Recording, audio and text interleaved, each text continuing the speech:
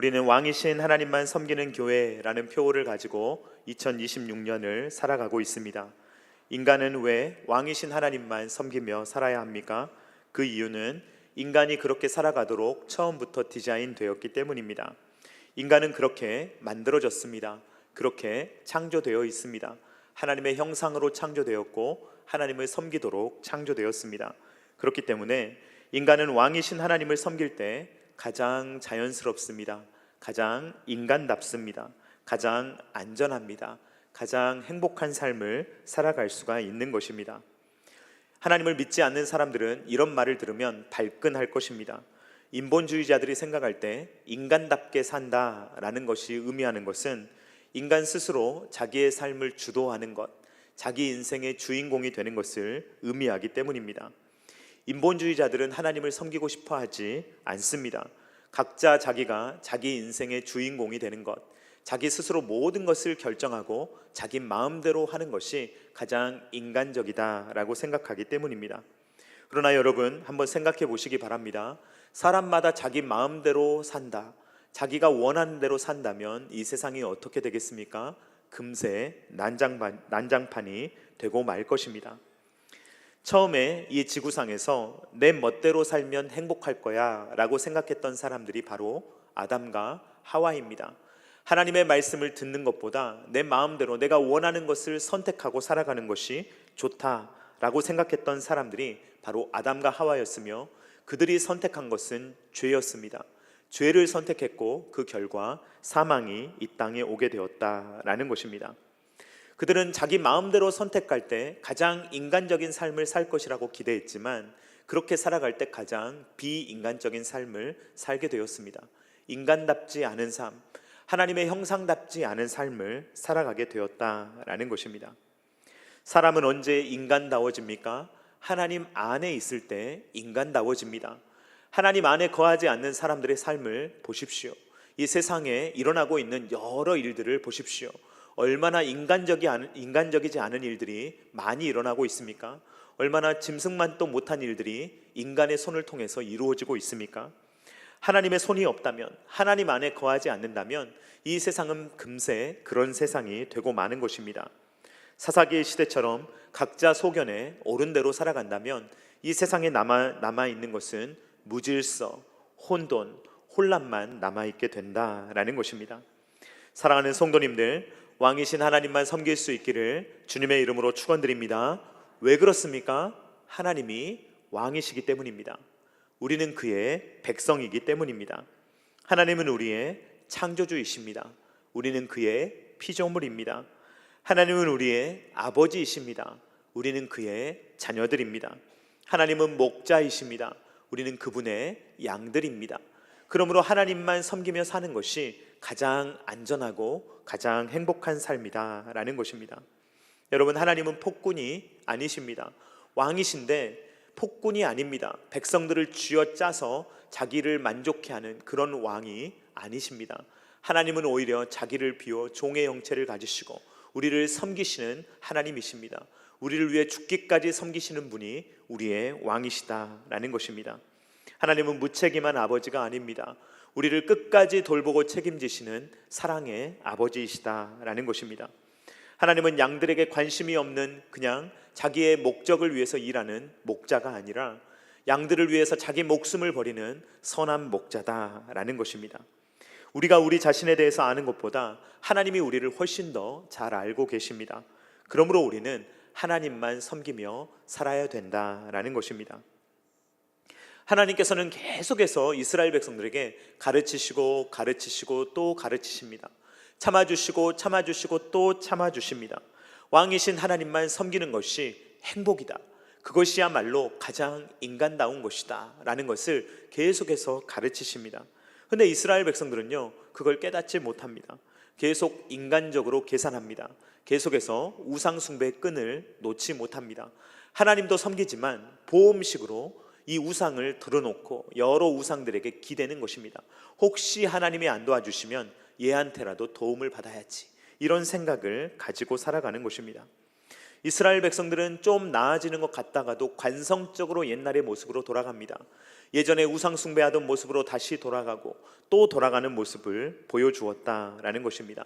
그래서 지난주에 살펴보았듯이 분명히 하나님께 여쭈어 아뢰는 것 같았지만 결국에는 각자 소견에 옳은 대로 하는 절반짜리 순종, 절반짜리 제자도, 절반짜리 신앙을 우리는 보게 되는 것입니다.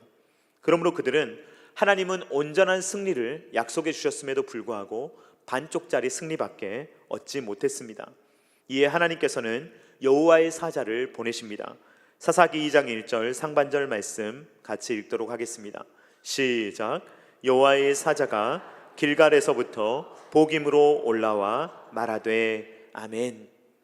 여러분, 어떤 지역은요 좀 특별한 특징을 가지고 있습니다.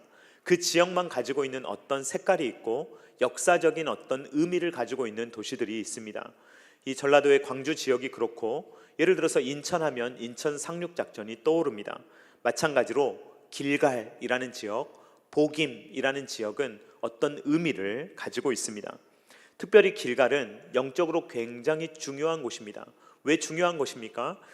요단강을 건넌 이후에 바로 길갈이었는데, 여기에서 요단강을 건너자마자 할례를 행했습니다. 적군이 앞에 있습니다. 뒤에는 강이 흐르고 있습니다. 그런데 그곳에서 그들은 할례를 행했습니다. 유월절을 지켰습니다. 무엇보다 중요한 것은 이들이 누구인가 라는 것을 기억하는 것이었습니다. 우리는 인간적인 나라가 아니다. 인간이 통치하는 나라가 아니다. 이스라엘은 하나님이 세우신 나라다.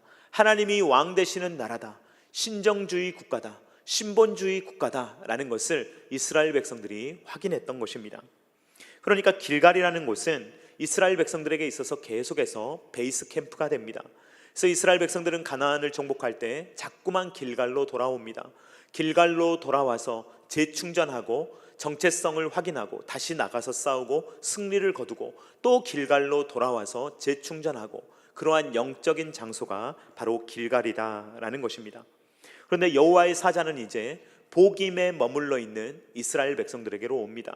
이제 길갈이 아니라 이스라엘 백성들은 보김이라는 장소에 있습니다. 이 보김에 와서 가나안 정복 전쟁에 대한 하나님의 최종 평가, 우리가 시험을 보지 않습니까? 그러면 시험 결과를 기다립니다. 시험 결과가 몇 점이냐라는 것도 중요하지만 합격이냐 불합격이냐라는 것도 굉장히 중요합니다. 여러분, 시험을 보셔서 아마 그 떨림을 기억하실 것입니다. 합격했을까? 불합격하면 어떡하지? 이런 마음이 있을 텐데요. 여호와의 사자가 길갈에서부터 보김으로 와서 최종 합격 통지를 하는데, 이스라엘 백성들의 이 결과는 무엇입니까? 합격입니까? 불합격입니까? 오늘 말씀을 보면 불합격입니다. 사사기 2장 2절 하반절 말씀 같이 읽도록 하겠습니다. 시작. 너희가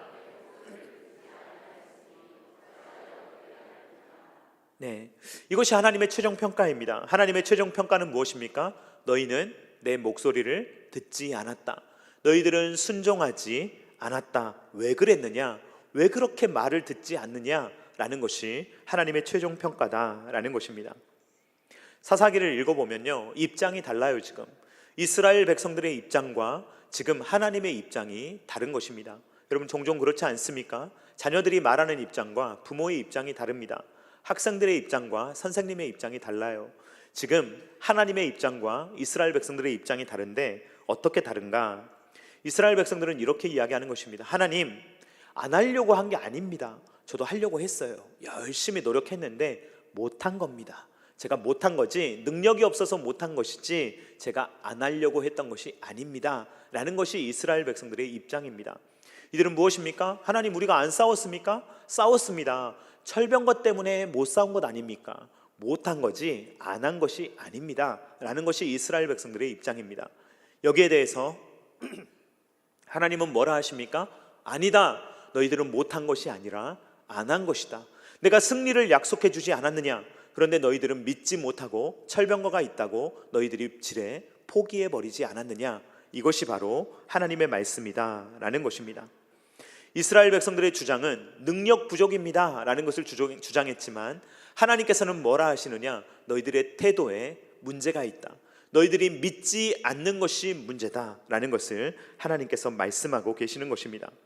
그러므로 하나님께서는 이스라엘 백성들에게 최종 평가, 불합격, 너희들은 합격하지 못했다라고 말씀하시며 이 불합격 때문에 다시 재시험을 치러야 되듯이 이스라엘 백성들은 또 어려움을 겪게 되는데 이런 어려움을 겪게 될 것입니다.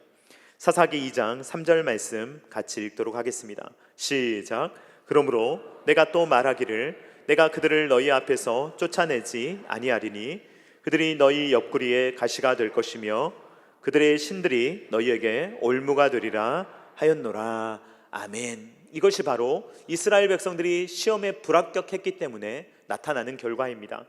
가나안 땅에 살기는 살지만 이제까지 정복전쟁을 이끌어 오셨던 하나님께서 이제는 손을 좀 떼겠다는 것입니다. 내가 너희들에게 이제는 승리를 주지 않겠다. 내가 가나안 민족을 몰아내지 않겠다. 만약에 너희들이 순종했다면 내가 승리를 주었을 것이지만 이제는 아니다 라고 말씀하십니다. 이제 가나안 족속을 하나님이 쫓아내지 않으십니다. 그러면 가나안 족속은 이스라엘과 함께 살아가게 될 것입니다. 이 거룩하지 않은 민족과 같이 살아갈 때 이 영향을 받는 것입니다. 그러면 어떻게 됩니까? 가나안 민족이 지금은 힘이 없는 것 같지만 힘을 키워서 이스라엘에게 복수할 것입니다. 그들은 옆구리에 가시가 될 것입니다. 계속 이스라엘을 찌를 것입니다. 그리고 이스라엘의 올무가 될 것입니다. 그들은 장애물이 된다라는 것입니다.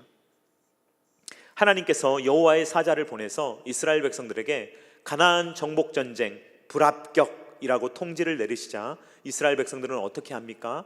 대성통곡합니다. 사사기 2장 4절 말씀 같이 읽도록 하겠습니다. 시작.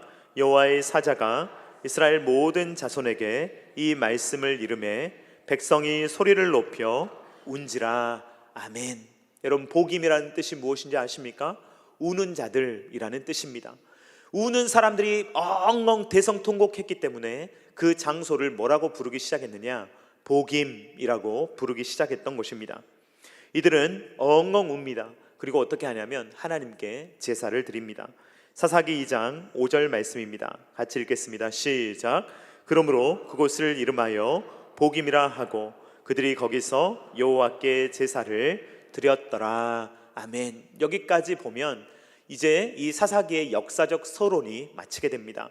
사사기는 이런 시대였다, 이런 역사였다라는 것을 보여주고 6절부터는 신학적인 해석을 줍니다. 왜 이렇게 되었는가라는 부분에 대해서 설명을 하면서 이전 세대와 지금 세대가 어떻게 다른지, 여호수아가 살아있던 시대와 여호수아가 죽은 이후의 사사기의 시대가 어떻게 다른지를 비교하고 대조하여 신학적인 해석을 주기 위해서 6절부터 다시 여호수아의 이름이 등장합니다. 사사기 2장 6절 말씀 같이 읽도록 하겠습니다. 시작. 전에 여호수아가 백성을 보내매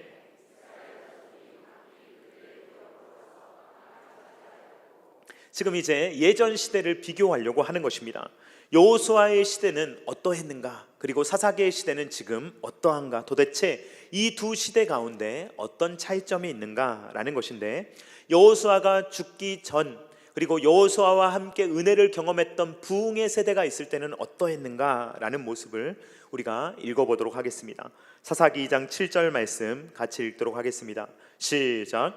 백성이 여호수아가 사는 날 동안과 여호수아 뒤에 생존한 장로들 곧 여호와께서 이스라엘을 위하여 행하신 모든 큰 일을 본 자들이 사는 날 동안에 여호와를 섬겼더라. 아멘. 여러분, 결론이 무엇입니까?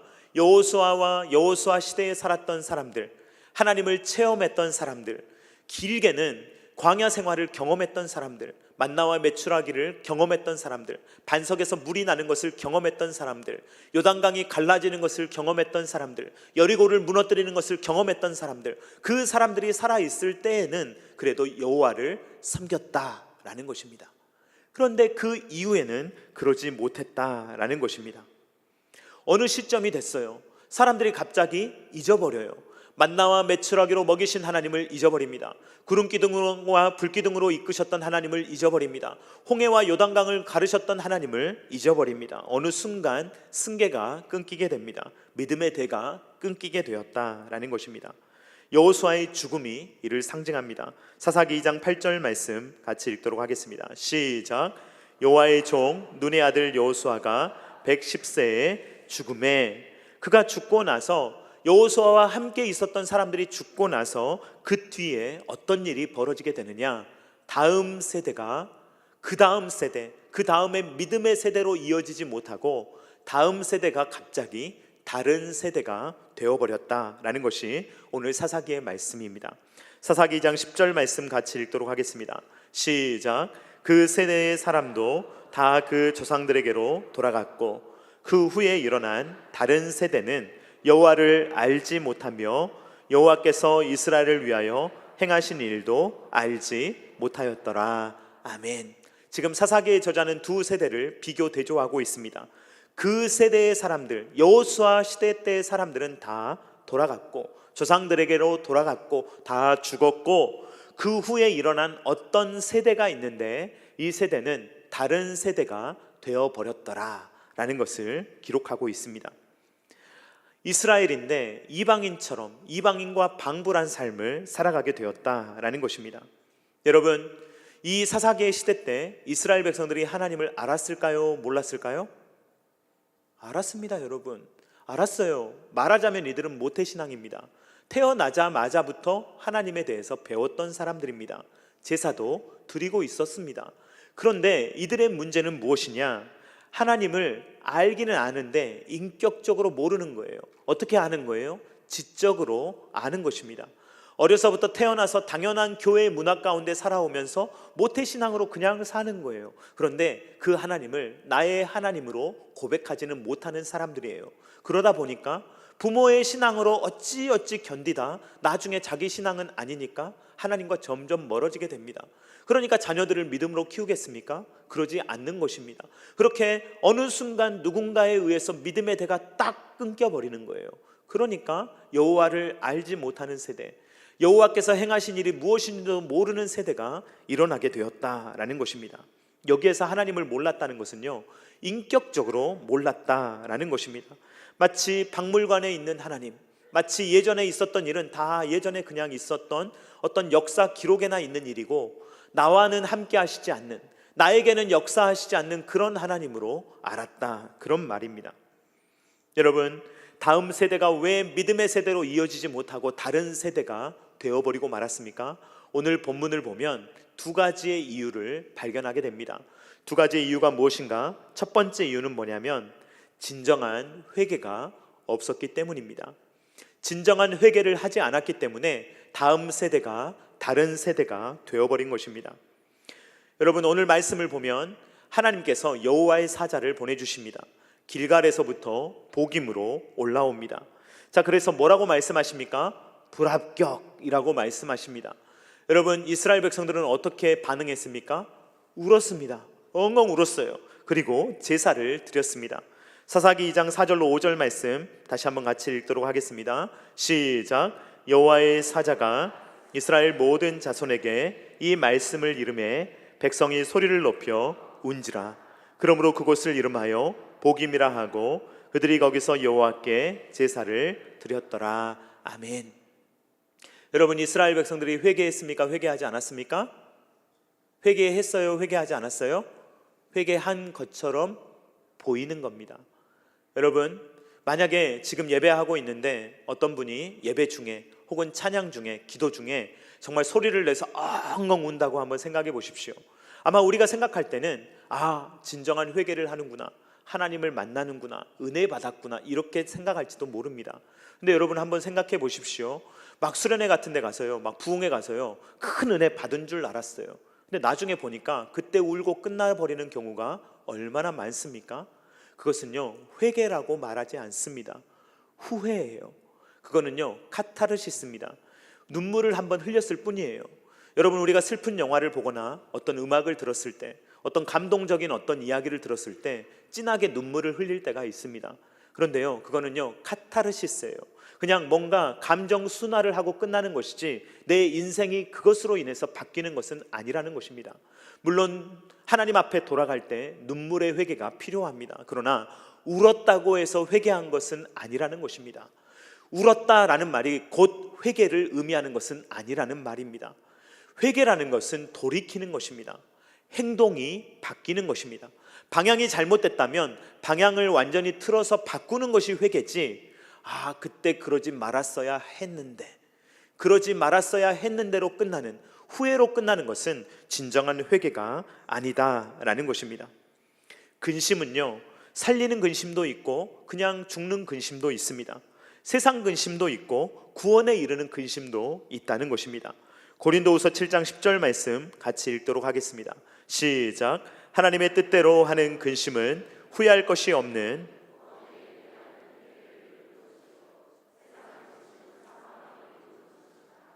하나님의 뜻대로 하는 근심, 그것은 무엇이냐? 구원에 이르는 회개를 이루는 그러한 근심, 정말로 가슴을 치며 눈물을 흘리며 내가 하나님께로 돌이켜야 된다는 것을 깨달을 뿐만 아니라 즉각 돌아서는 구원에 이르는 회개가 있는 반면에, 그냥 세상 근심, 그냥 후회하고 끝나버리는 여전히 사망 가운데 있는 근심도 회개도 있다라는 것입니다. 사랑하는 성도님들, 하나님께서 이전부터 선지자들을 보내시는 이유가 무엇입니까? 목사를 통해서 하나님의 말씀을 증거하게 하시는 이유가 무엇입니까? 회개하라는 것입니다. 회개하라는 것은 지금 당장 돌이키라는 것입니다.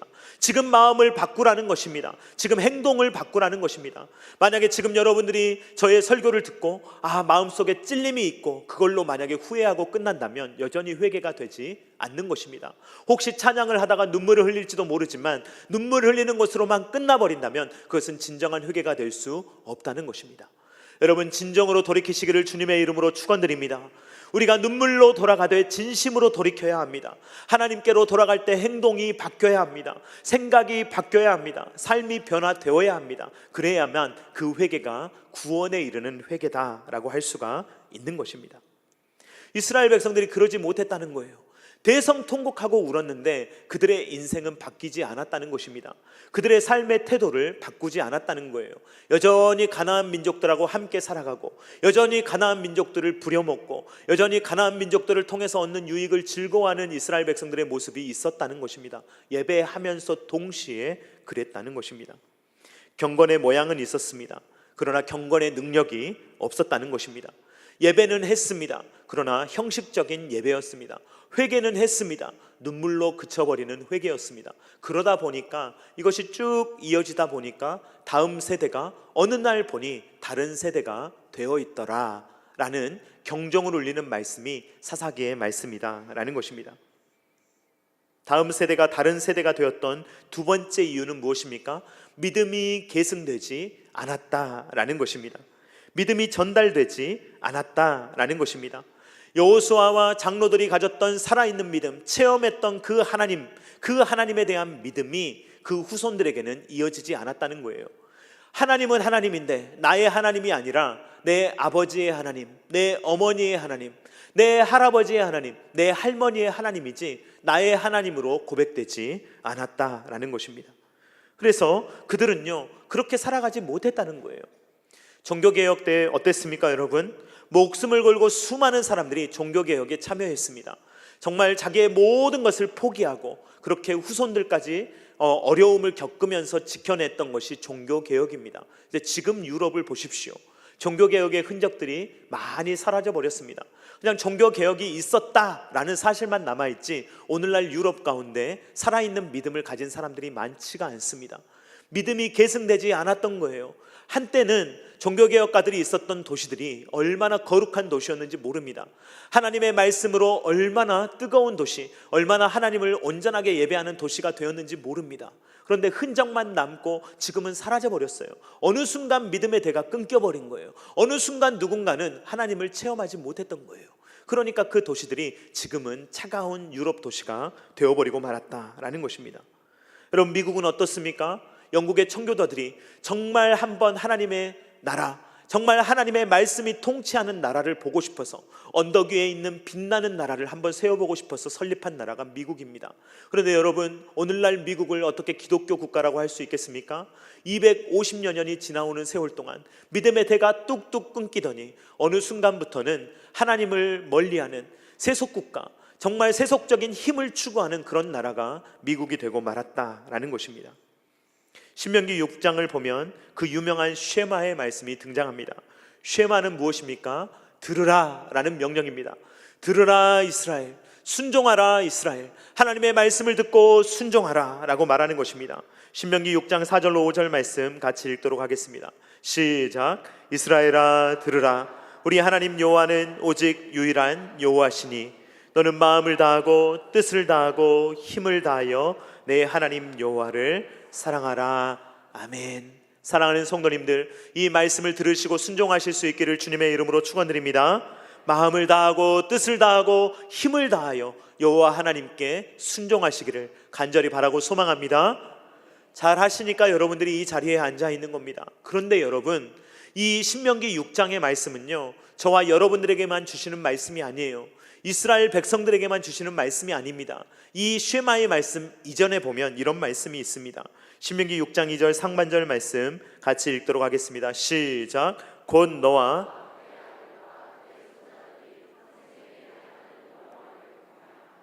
이 말씀이 여러분들에게 이루어지기를 주님의 이름으로 축원드립니다. 너만 잘하지 말라는 거예요. 나만 잘하면 되지, 나만 잘 살면 되지, 이러면 안 된다는 것입니다. 내가 잘 살 뿐만 아니라 우리 세대에 잘 살 뿐만 아니라 내 아들들과 내 딸들, 내 손자들과 내 손녀들, 그 모든 후손들이 믿음의 후손이 될 수 있도록 쉐마의 말씀을 가르치라는 것입니다. 그래서 아침에 일어나면 밤에 잠들기 전에 시간을 정해놓고 시도 때도 없이, 그리고 문간에 붙여놓고 말씀을 막 손목에 메고 이마에 달고 그렇게 다니면서 하나님의 말씀을 나만 잘 지키는 것이 아니라 너희 후손들에게 부지런히 가르치라는 말씀이 바로 신명기 6장의 쉐마의 말씀이다라는 것입니다. 그렇게 해야 다음 세대가 다른 세대가 되지 않는다라는 것입니다. 이번 주 설교를 준비하면서 저도 마음에 많은 찔림이 있습니다. 교회를 섬기고 목사라고 하면서 실은 자녀를 잘 돌보지 못할 때가 많았습니다. 아내에게 모든 걸 맡겨버리고 전담시켜 놓고 저는 바쁘니까 아내가 해주겠지, 이렇게 해놓고 저도 가정을 돌보지 못할 때가 참 많았습니다. 그러나 여러분, 혹시 저와 같은 마음을 가지고 계신다 하더라도 여러분, 지금이라도 우리가 마음을 먹기를 간절히 바라고 소망합니다. 여러분, 지금이라도 여러분들의 자녀들에게, 여러분들의 손주들에게 아름다운 영향력을 행사하실 수 있기를 주님의 이름으로 축원드립니다. 여러분, 후회만으로는 바꿀 수 있는 게 없습니다. 조바심만으로는 바꿀 수 있는 게 없습니다. 지금이라도 어떤 것을 실천해야 합니다. 무엇이라도 실천해 가야 된다라는 것입니다. 김혜숙 사모님이 저번에 1:1 제자 양육하면서 우리 손자를 키워가지고 수료증을 줬습니다. 초등학생 아이에게 수료증을 줬어요. 4개월 동안 가르치는 내용입니다. 너무 많기 때문에, 또 아이이기 때문에 1년 동안 가르치셨어요. 내용을 나눠가지고 그 내용을 세세하게 가르치면서 아이가 고백하는지 그림으로 그려봐라. 그러면 아이가 그림으로 그려서 자기가 믿는 바를 표현하게 하시고, 그렇게 할머니가 손자를 붙들고 1년을 가르치세요. 이것이 우리가 배워야 되는 모습입니다. 그냥 자녀들에게 어떻게 하면 많은 돈을 물려줄까, 어떻게 하면 공부 잘 시킬까, 어떤 학원 가면 애가 잘 나갈까, 어떤 대학을 보내야 될까, 우리는 온통 이런 관심밖에 없지 않습니까? 그런데 어떤 믿음을 가져야 할까, 이 아이가 어떤 인성을 가져야 할까, 어떻게 해야 믿음의 대가 끊기지 않을까, 여기에 대해서는 말은 하지만 행동으로 옮기지 못할 때가 많다는 것입니다. 여러분들의 돈을 쓰는 것을 압도적으로 보십시오. 아이들 공부시키는데 돈을 많이 쓰십니까? 아니면 하나님의 일을 양육하게 하는데 돈을 많이 쓰십니까? 압도적으로 세상 일에 많이 쓰지 않습니까? 아이들의 시간을 어디에 쓰게 하십니까? 하나님의 말씀을 보게 하는데 쓰게 하십니까? 아니면 얼른 학원 가라 라고 학원에 보내십니까? 우리의 현 주소가 이렇습니다. 그러니 다음 세대가 믿음의 세대로 이어지기 어려운 것입니다. 다음 세대가 다른 세대가 되어버리는 것입니다. 그러므로 우리는 이 사사기의 말씀을 보면서 정말로 우리는 경각심을 느끼며, 우리가 이렇게 살아가면 나는 잘 믿을지 몰라도, 우리 세대는 믿음으로 지켜낼지 몰라도 다음 세대는 다른 세대가 되어버릴 수도 있겠구나 라는 것을 우리의 마음속에 생각하고 기억해야 된다라는 것입니다. 사랑하는 성도님들, 다음 세대가 다른 세대 되지 않기를 주님의 이름으로 축원드립니다. 우리의 가정이 그렇게 되기를 간절히 소망합니다. 우리 첨단 겨자씨교회가 그렇게 되기를 간절히 바라고 소망합니다. 믿음의 세대가 이어져야 합니다. 우리로 끝나면 안 됩니다. 우리 다음 세대가 이어져야 합니다. 우리 청년들이 살아야 합니다. 중고등부가 살아야 합니다. 유초등부가 살아야 합니다. 유치부가 살아야 합니다. 그래야 다음 세대에 소망이 있다라는 것입니다. 늦지 않았습니다, 여러분. 요즘에 우리 대한민국의 현실을 보면서 교회가 늦었다, 이제 다음 세대 소망이 없다, 이런 이야기를 많이 하는데요, 그렇지 않습니다, 여러분. 얼마든지 하나님이 역사하시면 다음 세대가 일어날 줄로 믿습니다. 지금 잘하면 됩니다. 우리가 잘하면 됩니다. 우리가 하나님 잘 믿고 다음 세대에게 믿음을 잘 물려주면 됩니다. 그러한 세상 우리가 이끌어갈 수 있도록 하나님께서 우리를 사용해 주시기를, 나를 사용해 주시기를, 혹시나 내가 믿음의 대를 끊어버리지는 않기를, 나를 통해서 믿음의 대가 이어지기를, 우리가 그러한 일에 귀하게 헌신될 수 있기를 간절히 바라고 소망하는 것입니다. 다음 세대가 다른 세대 되지 아니하고 믿음의 세대가 되는 각 가정과 우리 교회가 될 수 있기를 주님의 이름으로 축원드립니다. 이 시간에 찬양할 때 이 일에 나를 사용하소서, 우리를 사용하소서라고 주님 앞에 찬양하겠습니다.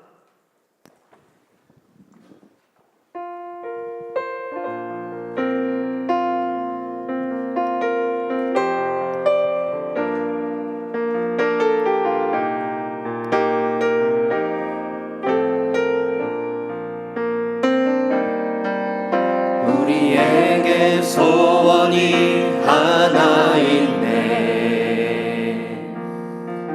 주님 다시 오실 그날까지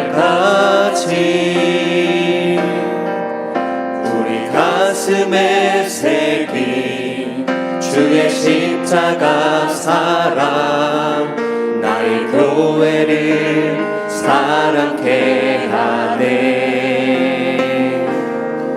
주의 교회를 향한 우리 마음, 희생과 포기와 가난과 고난, 하물며 죽음조차 우릴 막을 수 없네. 우리 교회는 이 땅의 희망, 교회를 교회되게, 예배를 예배되게, 우리 사용하소서. 진정한 부흥의 날 오늘 임하도록 우리 사용하소서. 교회를 교회되게, 예배를 예배되게, 우리 사용하소서. 진정한 부흥의 날 오늘 임하도록 우리 사용하소서. 성령 안에 예배하리라. 성령 안에 예배하리라. 자유의 마음으로 사랑으로 사역하리라. 교회는 생명이니 교회를 교회되게, 예배를 예배되게, 우리 사용하소서. 진정한 부흥의 날 오늘 임하도록 우리 사용하소서.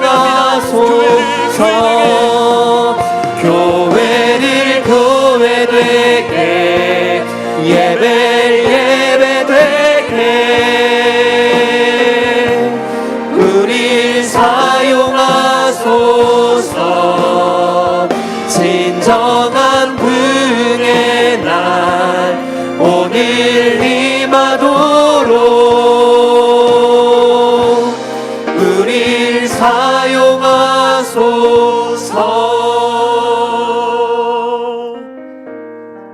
이 시간에 우리 함께 기도하기를 원합니다. 여러분, 우리가 이 시간에 기도할 때 우리가 회개하기를 원합니다. 주님께 정말로 돌이키기를 원합니다. 감정적인 후회로 잠깐 끝나는 것이 아니라, 잠깐의 결단으로 끝나는 것이 아니라, 주여 우리의 삶이 변화되게 하여 주시옵소서라고 기도하기를 원합니다. 이 시간에 기도할 때 주여 우리 가정을 붙들어 달라고, 우리의 믿음의 후손들을 붙들어 달라고, 내 아들들과 내 딸들을, 내 손자들과 손녀들을 붙들어 달라고, 우리 주일학교를 붙들어 달라고, 우리 청년들과 우리 중고등부와 우리 유초등부와 유치부 영화부를 주님께서 붙들어 달라고 이 시간에 다 같이 기도하기를 원합니다. 그래서 다음 세대가 다른 세대가 아니라 믿음의 세대가 이어지게 하여 주시며, 더 풍성하게 믿음의 세대가 일어나서 부흥이 있게 해달라고 다 같이 주여 한번 외치고 기도하겠습니다. 주여. 교회를 교회 되게, 예배를 예배 되게, 우리를 사용하소서. 진정한 부흥의 날 오늘 임하도록 우리를 사용하소서. 교회를 교회 되게, 예배를 예배 되게, 우리를 사용하소서. 진정한 부흥의 날 오늘 임하도록 우리를 사용하소서. 교회를 교회 되게, 예배를 예배 되게, 우리를 사용하소서. 진정한 부흥의 날 오늘 임하도록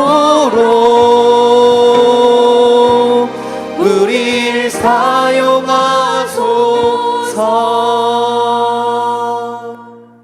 사랑하는 하나님 아버지, 감사합니다. 계시의 말씀을 우리에게 주셔서 주님께서 우리를 구속하심도 알지만 이스라엘 백성들의 연약함을 통해 우리의 연약함을 보게 하시고 다시 한번 우리에게 경종을 울리게 하시며 우리의 마음을 새롭게 하시니 감사합니다. 주님, 이스라엘 백성들은 하나님을 체험했지만 어느 순간 믿음의 대가 끊겨버렸습니다.